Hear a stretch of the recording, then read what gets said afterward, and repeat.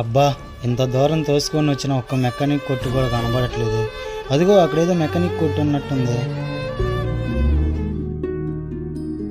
చెప్పన్నా. బండి పక్కన పెట్టు, వస్తున్నా. సరే అన్న, బండి ఆ పక్కన పెడుతున్నా అన్న. చెప్పన్నా, ఏంటి ప్రాబ్లం?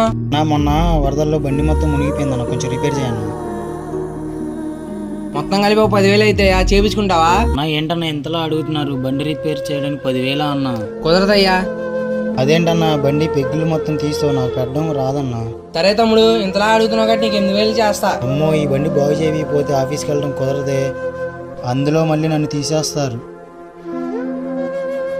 చెప్పరా అన్నా, అర్జెంటుగా 5,000 ఉంటే కొట్టన్నా. సరే కొడుతున్నా చూడరా. సరే అన్న, వచ్చిందన్నా. అమ్మా, అయిపోయిందిరా బండి. తమ్ముడు వస్తే బండి ఇచ్చేద్దాం ఈ పక్కన మేడం. అన్నా, బండి అయిపోయిందన్నా. అయిపోయింది తమ్ముడు. కష్టంలో ఉన్నప్పుడు సాయం చేయాలి కానీ అవకాశం ఉందని చెప్పి వాడుకోవద్దు ప్లీజ్ ఫ్రెండ్.